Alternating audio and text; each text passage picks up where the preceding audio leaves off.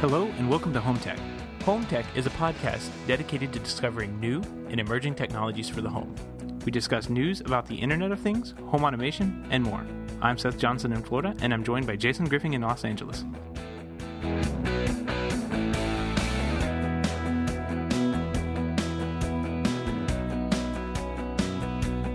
Hey everyone, welcome to HomeTech. Jason, how's it going? It's going great, Seth. How are you? Doing well. Been a crazy couple days here. These insane news stories that keep happening around home technology. Yeah, really, the last couple weeks have just been kind of nonstop, right? It's like one big story after the other. Yeah, they say summer is like the slow time, and I'm thinking CEDIA is in a couple months, and that's usually when we see our big news. But I mean, some of these stories are just crazy. How much movement's going on. This reminds me of how the market felt when Apple released the iPhone. Like this was a new interface that people could touch with, and you started seeing phones come out that had a touch type interface only, keyboards attached to them, and it feels like there's just incredible excitement and movement, and the amount of stuff that just goes on every single week. It blows my mind. I didn't think we were going to have things to talk about some of these weeks, but every week. No, that hasn't been a problem lately, has it? No, not at all. Yeah, no, I agree with you. It's you and I have been working in the smart home business for a long time, and we've seen these sorts of phases kind of come and go, right? Where there's like hype about home technology and hype about home automation, and now's the time, it's going to be a big thing, and it sort of ebbs and flows, but there is something to me that feels different about right now, and the way things are developing and taking place, and the entry of big players like Google and Apple and Microsoft, and what we're going to talk about on this episode now, Samsung making some big moves in the space. I mean, it feels like a tipping point. Yeah, definitely. It's like the Eye of Sauron has started to look at everything. There goes a Lord of the Rings reference for everyone in the audience. You can tell who I am now. Yeah. As if you couldn't tell before. Yeah, but it has been fast and furious lately, and exciting. I mean, it's fun. It's a fun time to be focused on the space, and as somebody who's been working in professional home automation and kind of doing this stuff for a long time, it's almost vindicating, you know what I mean? Like, it feels like, hey, the world finally gets it. And that's not to say that there hasn't been a reason, because for a long time, what we have done and the technology that we've been able to implement as professional integrators has been really very expensive, very complicated to do. And as such, it's been a very limited kind of market size, and that's only natural, but and very hard to do too. I mean, yeah, it's a profession. Yeah, exactly. It's a trade. Yeah, and exactly the reason that you and I are gainfully employed. But right now, it definitely feels like it's super important to just be keeping an eye on this. Especially, I know we have professional integrators in our audience that listen to the show, and I think it's really important to kind of understand the pulse of what's going on with all this technology, because there really is a sea change taking place right now as far as home technology goes. Yeah, and the good integrators are going to adapt and learn how to use these really cool new products in their systems. The old ones are going to just hold on to the old products and old way of doing business as long as they can. And it's this happens in every industry. It happened in the in my lifetime, it's happened in two industries that I've been in, the PC industry, and then again in the pro audio industry, where in the PC industry, you went from having really difficult things parts and pieces to put together, and you had to have the absolute correct settings in a computer, down to now where it's you don't even have pieces to put into a computer anymore. If you do, they're color coded and they're just plug and play. Yeah, idiot proof. And then from professional audio, when I started going to school, we were talking about $1 million studios. And by the time I left, I realized, hey, I can put $1 million studio together for maybe under 20 grand inside a garage.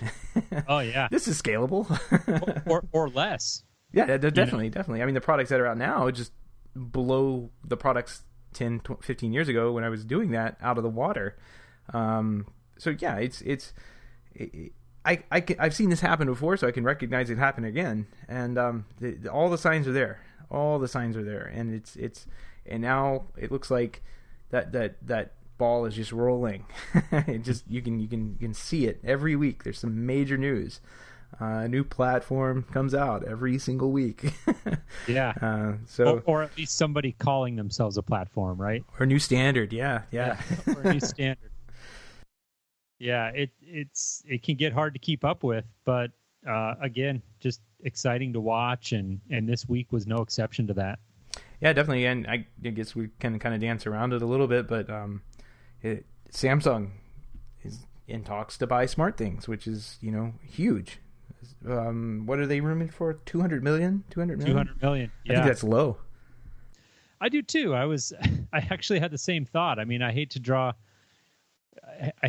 comparisons because every company is different and every acquisition is different. There's always circumstances, but 200 million, like when you compare that to the acquisition of Nest, again, I don't always want to draw comparisons, but they set the bar pretty high when Google bought them for $3.2 billion. Google obviously saw something there.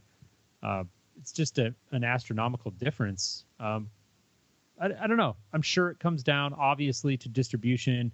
Nest has a much broader reach, I'm sure. Who knows the numbers? I mean, that stuff's not public knowledge, but SmartThings is a really compelling home automation hub.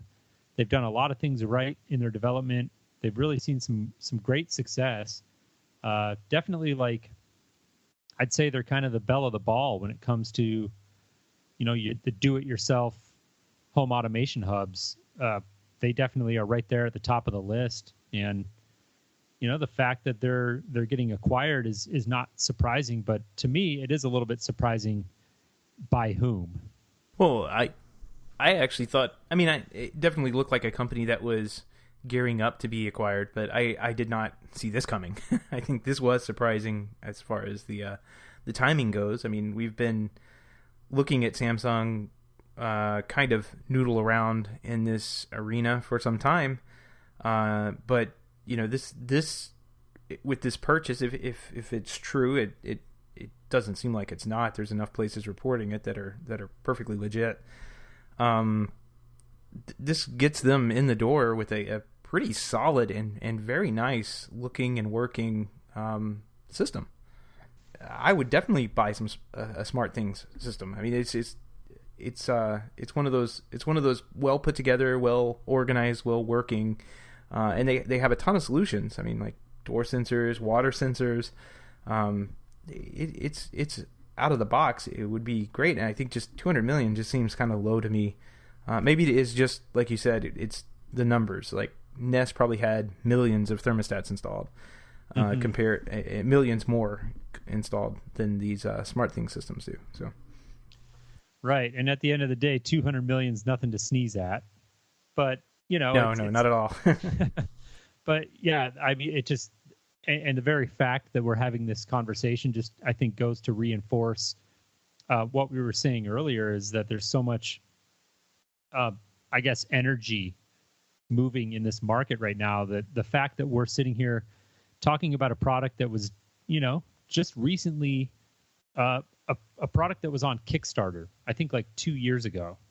So it was just basically an idea in someone's head, and now it's getting acquired for $200 million, and we're actually sitting here talking about how that's low. And by a major company. I mean, Samsung is massive, absolutely massive. So yeah, they are. And, go ahead.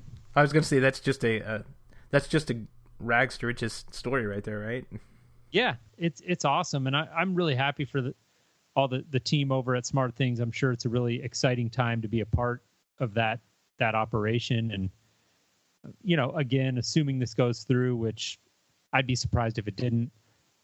congrats are in order, and hopefully, they can continue their success. And it just, my big question, and I wrote a post on this at our blog at HomeTech.fm, and we'll link to that in the show notes.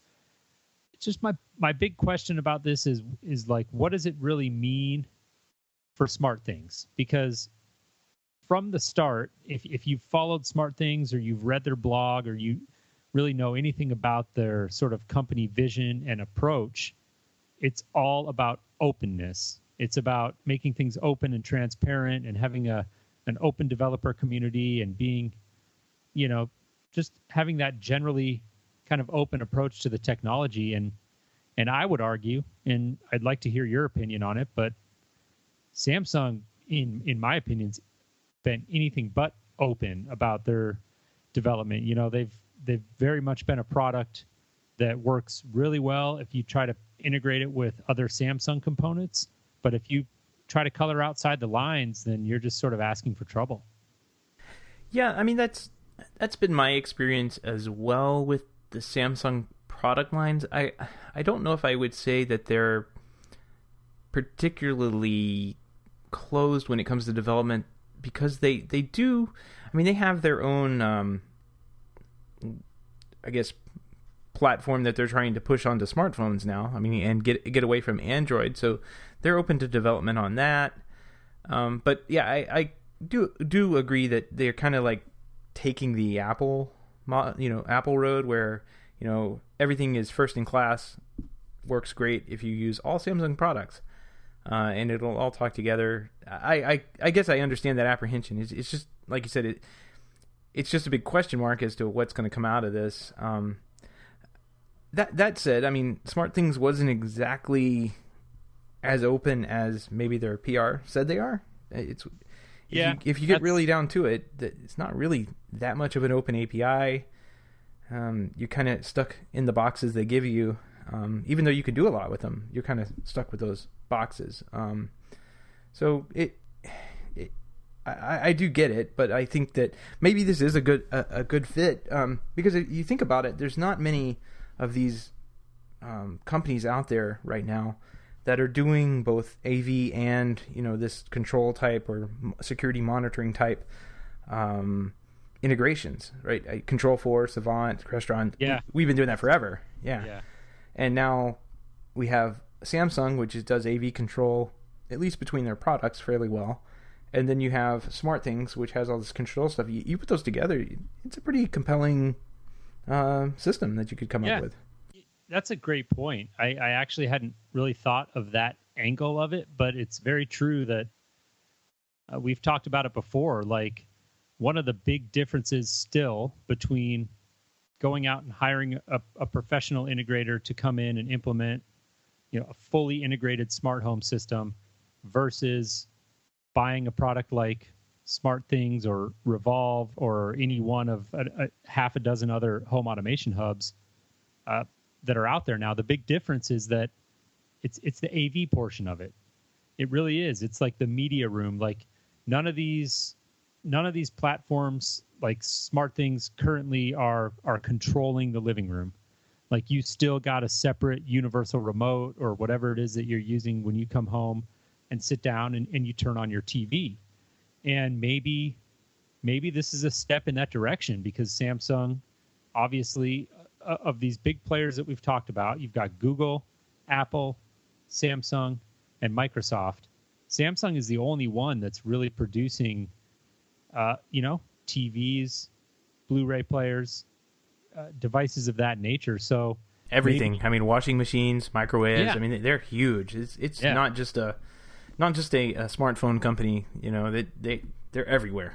They're a massive company. Yeah. So, but no, it's a great point. I mean, I'll be interested to see if, as this acquisition takes shape and these companies merge, will the Smart Things platform evolve to actually start doing some basic AV control? Will you be able to use your Smart Things app to come home and turn on the Samsung TV and do some channel surfing and that sort of thing? Because right now that's really still the realm of of either like a handheld remote, like a universal remote or an RTI, or you're basically doing it with a system like Crestron, Savant, Control 4, that sort of thing. So yeah, and there are a couple. I mean, we touched there are a couple of like do-it-yourself systems, but they're pretty geeky. I mean, let's put it out there right now. They're just as hard to set up as a Crestron or Control 4 systems in some cases. I can think of a few of them off the top of my head, like Mikasa Verde and maybe Homeseer. You know, those are, you have to be a pretty hardcore AV geek to really understand and get into the nuts and bolts of those and set them up right. Yeah, like Insteon and Mikasa Verde is actually, I think, now known as yeah, old habits died hard.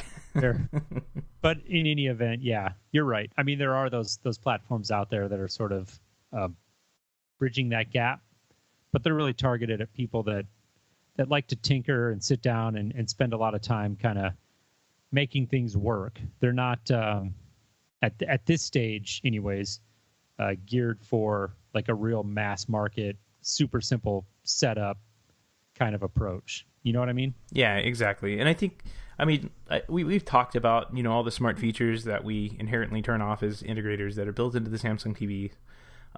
That I don't know if you've ever like accidentally gone through that setup and actually, you know, had the cable box plugged right into the TV, and you know it works fairly well. I mean, it's not like it's a bad thing when the cable box turns on or the Blu-ray turns on, the TV turns on and goes right to that input using the HDMI CEC control stuff. I mean that works okay for those types of systems, and it can get frustrating if you have those that stuff turned on when you're trying to automate it outside of that. But as long as you stay inside the box, I mean it works well. And you know, the same thing could be said for smart things, you know, and putting these two together. I mean, it kind of makes sense to me. I can see it kind of in the long play. Samsung gets like an automation system that they can start building AV on top of.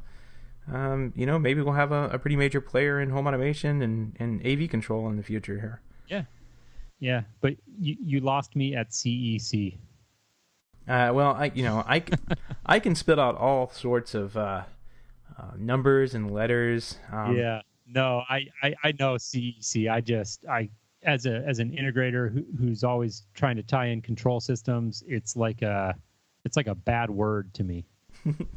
It'd be really cool if it played nicely with us, but it doesn't play nicely. Not in my experience, anyways. No, because when you plug it into some of these video distribution systems, you turn on a Blu-ray player turns on, and like all of a sudden your TV is not watching cable anymore; it's watching the Blu-ray, and you're like, I didn't do anything, because it's the automatic things that happen behind the scenes. Well, you know, there's other news that I definitely want to jump to. But one other aspect of this story that I wanted to just touch on that, yeah, I'd be curious to hear your thoughts on is how this ties in. Like just this past January at CES, Samsung announced a smart home platform. Like they were already working on and making moves in this space, and we've talked about it on previous shows. The Samsung, not so cleverly named, in my opinion, smart home platform. How do you think this relates? What is this like? What does one have to do with the other? Do you think smart things will kind of get rolled up into that initiative? Are they going to stand as separate products? You know, obviously it's all speculation, but do you have any thoughts on that? It definitely might get rolled up, but I think Smart Things has a pretty good brand behind it. There's a lot of good marketing and PR that goes along with Smart Things right now. And maybe, you know, this means a good bit more money that goes to those people to, you know, do larger advertising campaigns. It'd be really cool if there was a Smart Things hub built right into a Samsung TV, you know? Mm-hmm. How awesome would that be? I mean, I'd kind of tinker around with that and see what we could do with it, but I mean, it's I don't know. We'll see what happens. It's really early, and like I said, it's still a rumor, but it looks credible enough that, you know, we're talking about it because it's kind of major that this would happen. Yeah, definitely.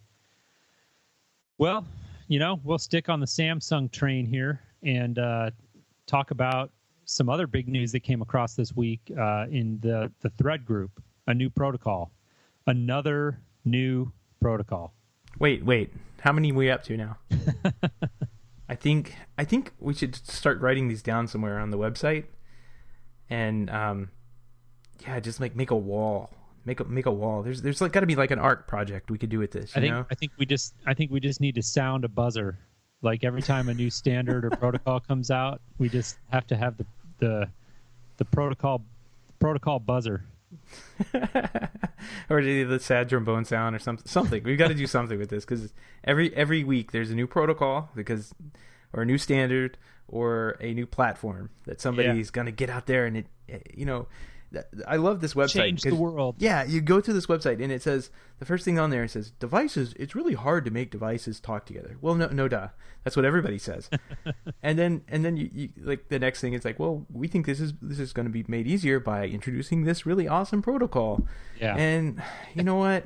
You know how many times we've heard that? Yeah. Over the past, I don't know, 10, 15, 20 years. Oh, it's been the promise forever. And it's getting a little bit hard to even understand now, like what's big news and what's just complete smoke and mirrors, And I don't know. I like if you take the time and kind of read through their website, which is at threadgroup.org. They're pretty adamant that it's not another standards body. They literally say that. Basically what they're pitching themselves as is like a certification group. But to me, that sounds an awful lot like a standards body. Yeah. Or some, the way I see these go, if it doesn't, like, if you don't apply 100%, what you see happen with something like this is the open source initiative, where there's a million different ways of implementing it, and nothing really talks to it. In the end, nothing really works the way it should. Like DLNA is one of those things I can think of. It should all work together, but since it's an open source initiative like this, no one actually knows what it is or what it means when they say DLNA. But for some reason, I get these really strange things that pop up on my Sony PlayStation, and my Sonos boxes are on my Sony PlayStation. They do nothing, but they're there. But that's all DLNA. Thank you very much. I really appreciate you confusing me. Yeah, exactly. Open source. It's like talking about something being open for the sake of it being open. We don't really know what the implications of this are going to be. We should probably talk for a minute about what it is in general. I mean, the technology it sounds compelling. It essentially is, you've got technologies that live at a kind of a low level. We'll try to stay away from like diving into the OSI network layers or whatever. Kind of try to stay away from that, but you've got basically low level technologies. 802.15.4 is kind of the base, and that is it's a low bandwidth personal area network technology, and it's the technology that Zigbee is built on top of. And essentially what the Thread protocol is doing, it's building on top of that same base, but it's improving certain aspects of it. Yeah, and it looks like it's an update or a refresh. It says on their website that with a little software upgrade, all the 802.11 or 802.15.4 devices will be able to speak this new Thread language, which is all well and good. If everybody does that, right? Like you'd have to, Control 4 does a lot of Zigbee.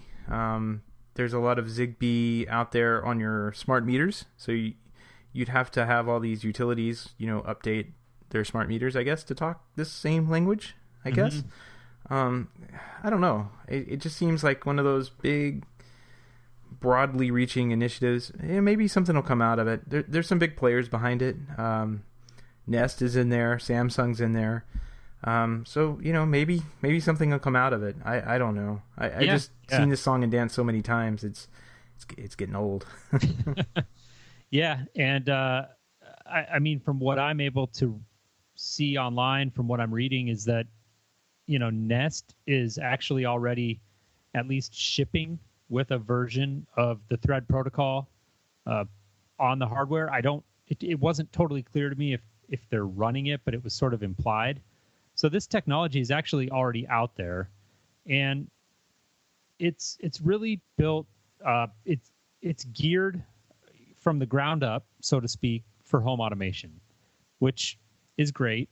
It's designed, for enhanced security, power efficiency. So it's designed to be really low power.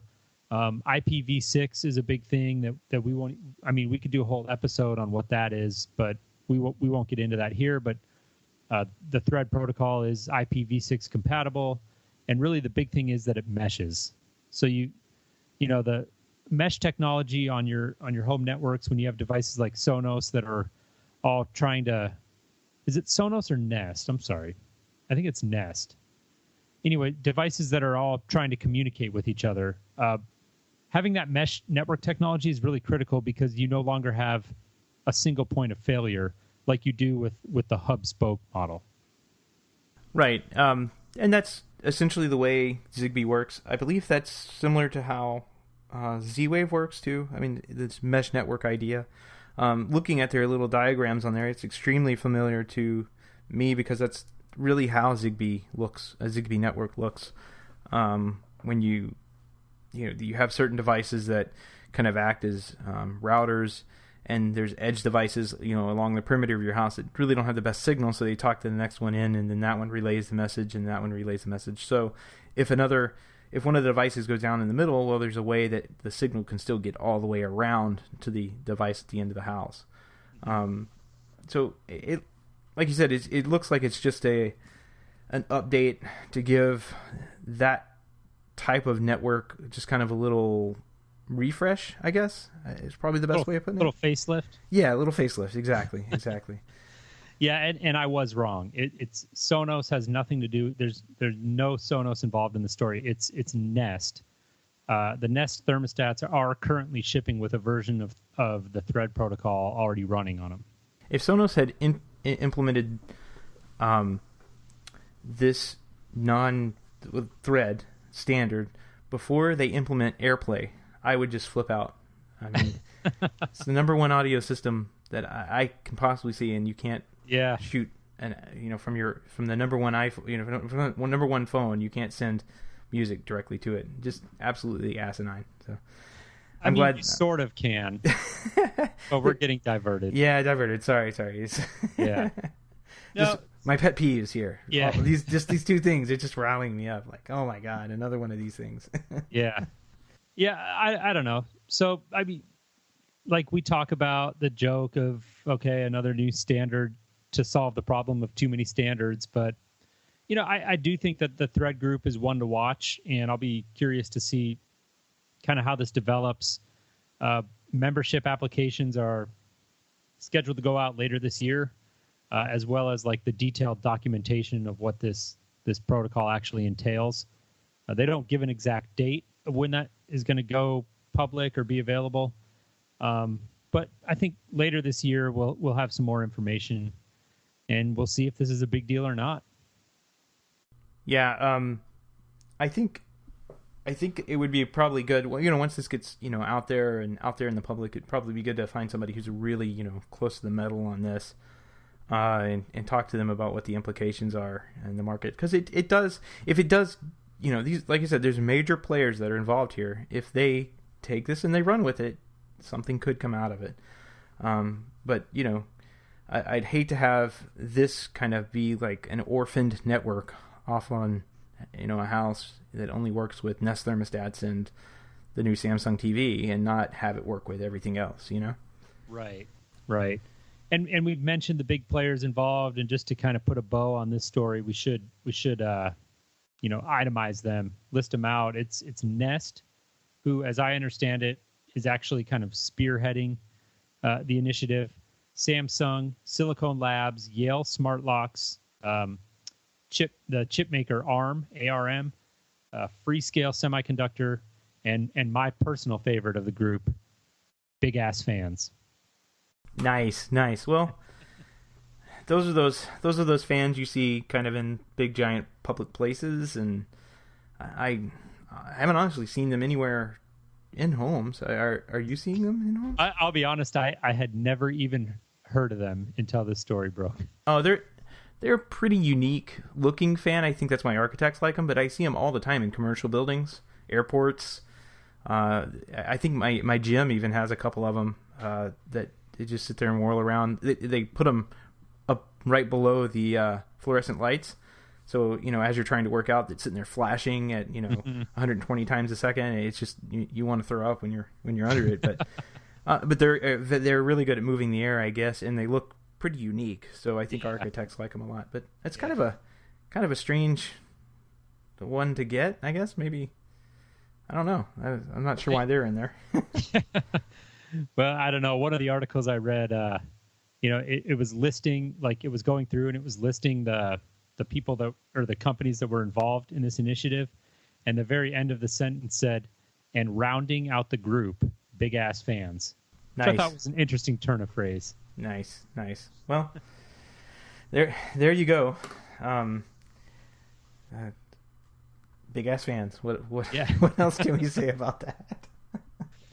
They are actually big ass fans. I mean, I will get the credit where's credit due. I mean, these things are massive. They get up like 50 foot wide, I think. I mean, it's just insane how big they get. But yeah, big ass fans. Truth in marketing. Yeah, you know what you're buying. Well, speaking of platforms that people are coming out with, it looks like SnapAV came out with a new remote power management platform for their dealers and actually a lot of their products that they've been selling for a number of years. They have a particular product line called Wattbox that is a Ethernet-enabled surge protector, I guess, for the lack of a better word. Yeah. And from a smartphone, you can use this new cloud service called Oversee, which is really, really, it's spelled with just the OVRC, which is really kind of difficult to figure out if you're just kind of staring at it. Yeah, horrible name. Horrible product name, like award. So you can basically go in there, and if a client is having a problem, you can just press a button, and it will turn off that outlet. You can press it again and turn it back on, and maybe that turns off and on an access point or a cable box or something you're having a problem with. Yeah, I love this product, and it's not completely unique. There are other products out there that are doing this. Oh, definitely. We covered one of them last week. Ubiquiti has that power line product. Yeah. Just exactly the same thing. Yeah. We've been using Blue Bolt enabled systems from Furman and Panamax for this sort of thing. But one of my kind of qualms about it has been that it's just not that like friendly on mobile devices. And really, for me as a professional integrator, typically the times that I get the phone call from a client where they're having an issue with their system, and I just know straight away from what they're describing that it's like all that needs to happen right now is that the media server needs to get rebooted, or the cable box is locked up and it needs rebooted. For me to do that right now, I have to go to a computer, log into a web interface. I can sort of do it from a smartphone, but it's not really optimized for it. And it looks like SnapAV kind of caught on to that. And from everything that I can gather, and I haven't had a chance to look at the system in person or use it, but it's really, they're basically tailoring it towards that mobile app. And I just think of how nice it would be if a client called me on a Friday night and said, hey, my house audio system isn't working, and I could just say, hold on one second, open an app, click a few buttons, get in, bam, zap the media server, have it reboot, and everyone's happy. And these remote management platforms are just, they're so great for that. It really depends on the integrator properly implementing them, but this is a win-win for integrators and consumers if you get a system like this that's properly implemented. Yeah, and it looks like they work off the products that they're selling today, but there's a firmware update. I was kind of looking at this on their website that you can go back and update the older products that that are have been sold in the past, and they'll actually be part of the system too. So maybe there's a lot of those floating around out there that dealers could fire up and get integrated into the system. There definitely are. I mean, the Wattbox IP line has been out for a while now. And that was another one of them, just like the Blue Bolt stuff, where like the core functionality of being able to remotely reboot individual power outlets, that's been around for a while now. But what I gather from this platform is that they're adding some more advanced kind of monitoring functions, as well as making it a lot more user-friendly for the integrator to kind of log in on the remote app and just not have to sit down in front of a computer, which might sound like a small thing. But as a professional integrator, usually when I'm getting these phone calls, it's at a very inopportune time for me, like when I'm sitting down to dinner with my wife. And I don't want to have to deal with that extra layer of getting online and logging into a website. Like if I just had an app that I could open up and reboot customer X or Y's cable box, then that's great. It saves me aggravation, and the client saves them time. It gets issues resolved quicker. So I'm a huge believer in the value of these remote management platforms. No, definitely. I can think of a few times that could have saved us. Heck, even this week. I had one was a matrix switch, like an audio matrix switch that froze up, and in a distributed system, that's a bad news because you're not getting audio anywhere in the house. And then another one was like an IP enabled receiver locked up, I guess, and all these things just need to be power cycle, and I think we have these watt boxes on one of the jobs, and we probably just need to get out there and upgrade the firmware on it. Mm-hmm. Then I was just thinking about that though. It's just not automated enough. What we need to do is forward our phone numbers after hours out to a service, and when that service gets the caller ID from the number that's calling, it just automatically resets those everything. Just assume if this client is calling me that his cable box needs rebooted. Exactly. Between the hours of 5 p.m. and 8 a.m. Done. $1 million idea right there. Somebody like take it and run with it. An automated voice system. If your TV is not working, press 1. If your music is not working, press 2. And then it just reboots either the cable box or the media server. And, I don't even have to answer my phone. It's like movie phone for home automation. But anyways, I think remote management and the ability for integrators to kind of remotely log in and check on the health of your system and remotely reboot things, it's huge. It's definitely a technology that is important and in adding value to what integrators are able to do.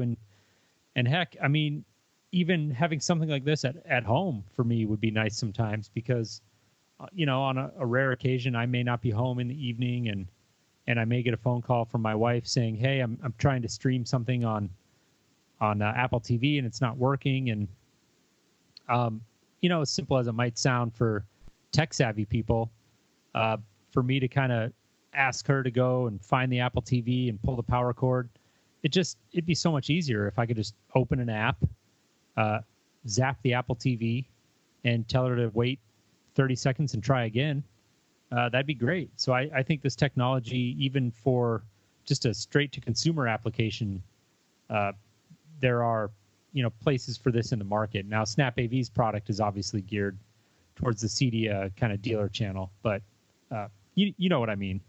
Yep, definitely. I think we'll see more and more of this. Yeah, you're just never going to be able to sell that to your customer. They're going to look at the thing and say, "What's the overk that you're trying to sell me here?" The name. Yeah, Snap AV has done a lot of really smart things. Naming this product was not one of them. If you're playing along with your HomeTech bingo cards, we've covered DIY, CEC, HDMI, IPv6, Nest, ARM, Overk, Blue Bolt, Reboot, and of course, big ass fans. Acronym soup here. Oh my gosh, it's gone crazy today. I don't know what we're doing. Well, if we want to cover one more acronym, if this then that, there's a tie-in there. Bingo. So direct integration between Philips Hue and the Nest thermostat is being worked on. And currently, these two products can talk to each other. But the only way that they're able to do it right now is through if this, then that. And, there's some cool functionality and some cool things you can do with it using that integration. But having those two products talk directly to each other could lead to some really cool features. I mean, I saw one where, it kind of seems abstract a little bit, but it makes sense. Like they were talking about how the light, like the color of the light in your room can affect you as a human being in terms of how you perceive the temperature. And so they were talking about like an energy saving sort of, I don't know what you would even call it, a script or sort of logic that's built in there that would kind of adjust the lighting in your room to kind of make you perceive the temperature in different ways in order to save energy. And things like that are really interesting. I don't know how effective it would be, but those sort of direct tie-ins are going to be, available and possible only through direct communication between those two devices. Yeah, that's actually a pretty cool use case. I kind of thinks outside the box a little bit there. I know there's certain people who are pretty affected by light, at night, and these like really high temperature like LEDs, like they kind of look like they're white, really kind of mess up your system, I guess, and keep you up. And there's a certain type of light, that helps people go to sleep. Even though it's still light, your body still reacts to it on a I guess basic level. Right. So yeah, I mean that's kind of an interesting use case. I think to me the bigger thing here is, I mean, Nest is really showing up as a home automation system, right? I mean, they've got Drop Cam, which has the Drop Cam tabs. They've got Drop Cam, which has the Drop Cam, actually, the cameras. They have integration with Philips lights here. If they've got one of these hubs. Hold on, I gotta write that hub word down for my HomeTech bingo game. They've got one of these hubs down for or drinking game. We can make a drinking game out of this. We totally could. Yeah, out of a thermostat. So that's different, because if you go with a device like SmartThings, you have to buy the SmartThings hub, and that really doesn't do anything for you, and it costs you money. But they've got the hub, and it's built into the thermostat, and it's right there on your wall. It's actually operating something. So this is a really good idea. It looks like it's coming to be, coming into its own. No, I agree. I think that you hit the nail on the head. I mean, Nest is developing into a more and more robust system. Like, it's not just a thermostat and a smoke alarm anymore. So that's definitely an interesting facet. An interesting facet to the story, to see kind of how Nest continues to develop and grow and just mature as almost its own like home automation hub, or the dreaded P word, platform. Somebody out there is yelling bingo, or really really drunk. I don't know which one, but well, I mean it's an interesting time, like we were talking about, with all this going on. I mean, we're going to have some new and really exciting and easy to use automation type systems here in the very, very near future. I doubt we will get to the new year without seeing some of this stuff come to maturity, Yeah, absolutely. There's just been so much going on and so many stories breaking. And like you said, I mean, traditionally this has been thought of as kind of the slow time of year for news in this space. So who knows what's coming this holiday season, and I definitely look forward to finding out. Yeah, me too. Well, I think that pretty much covers everything this week. Just want to thank everybody for listening, and if you have time, drop by iTunes and drop a few stars in the basket there. It really helps us out on the ratings. And leave a review if you'd like. We'd like to hear from you too on HomeTech.fm. You can drop us some feedback there, or email us at feedback@HomeTech.fm, or reach out to us on Twitter at HomeTech Podcast. Absolutely. All right. Well, thanks everyone for listening, and we'll talk to you next week. Yep. See you later, Jason. Take care.